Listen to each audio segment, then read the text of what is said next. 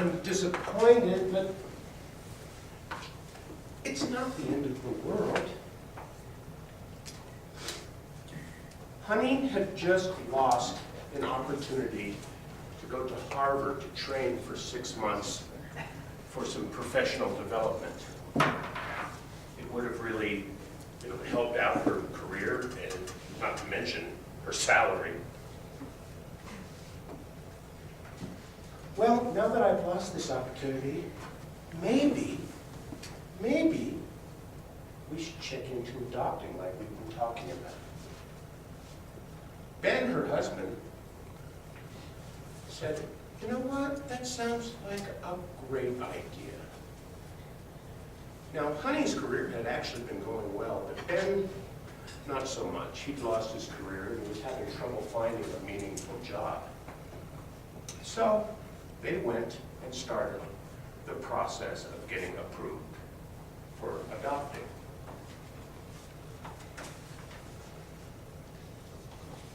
When you go to adopt, everyone always wants the young, cute ones.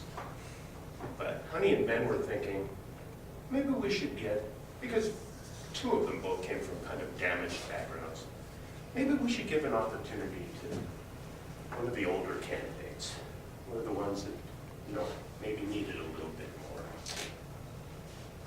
And that's how they found Cosmo. He was 8 years old. His hair was thinning due to malnutrition. He'd been neglected for a long time. He was beyond svelte. He was just plain scrawny. And he had all kinds of health issues. But they couldn't help but fall in love with this little guy. His teeth were rotten and he only weighed 10 pounds. See, Cosmo was a Bichon Frise. It's a little dog who had been rescued because the person that owned him before was an old woman who had neglected him and forgotten about him. And eventually, when she was taken away and put in a home, he was taken to the shelter. So Ben and Honey took Cosmo home, and boy, did they just have a wonderful time. But they had to start on Cosmo's rehab to get him back up. One of the first things they had to do was take him to a veterinarian who took all of his teeth out because they were so bad and rotten, they were really making him ill. Then they started giving him good food and good health care. And it was amazing how well Cosmo did. And it was amazing how well Ben did too. Because without having meaningful work, having Cosmo gave him a reason to get up in the morning. He had to get up and feed and care for this little guy. And take him for walks. Cosmo was such a cool little dude. He was just so happy to see everybody. In the elevator, every day they met new people. Everyone knew this couple because of Cosmo. They'd see Cosmo and they'd go, there's Cosmo and his parents. Every single day. Ben and Cosmo bonded, and it was beautiful for both of them. They would go out and walk, and walk, and walk some more. Cosmo loved the park. He really enjoyed it. And Ben started getting a little bit healthier as well from all this walking. Cosmo started showing them all the little tricks that he knew. And he started learning all kinds of things that they taught him. He was a very smart little guy.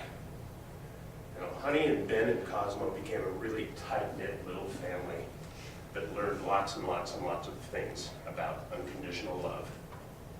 As a matter of fact, they learned so much about it that Ben and Honey decided they were going to adopt another dog that needed help. So Honey went online and found a puppy mill breeder who was about to be retired, which in that industry means destroyed. She had spent 7 years of her life in a cage, just having litter after litter of Bichon puppies that people could sell. Janie knew nothing She'd lived in a cage all her life. But Cosmo to the rescue. Cosmo taught her how to eat in the kitchen. He taught her how to jump up on the furniture. He taught her how to snuggle. And he taught her how to go outside and run around in the grass. All of these things that Janie did not know. Cosmo taught Janie how to be a dog.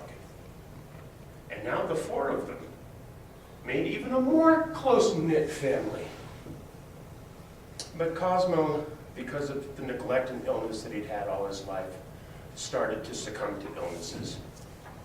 He couldn't walk quite as much as he used to, but Ben would still take him out. He had a little tack that he wore on front. And Cosmo would sit in there and he'd still go for the walks. And Cosmo enjoyed it so much, and all the people that loved Cosmo enjoyed seeing him out there. It was hilarious watching this little dog who really looked so much better than the day they got him. He was so pretty after he got better. He actually won a calendar contest for the shelter, and he was Mr. June.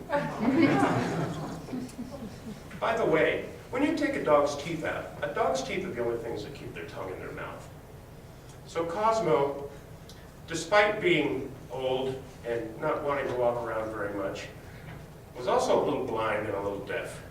And he would walk around the house like this.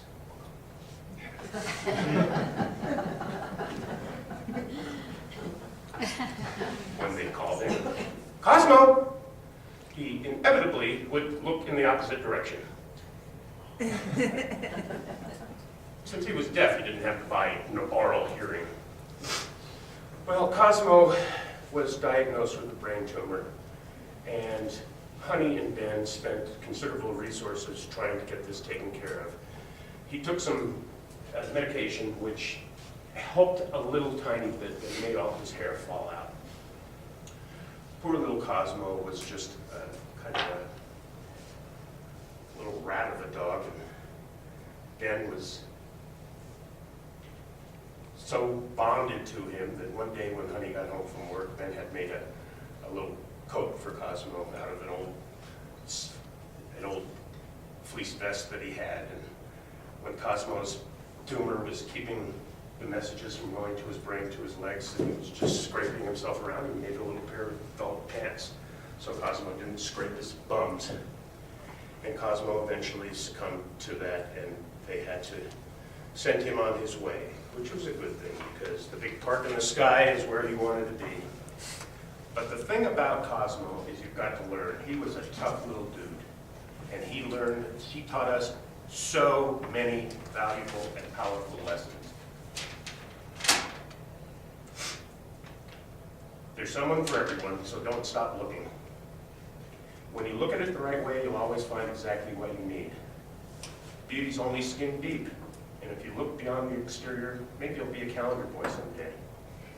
No matter how bad things get, there's always someone who needs your help and someone who will give you some help. We all have something important to give. Have courage.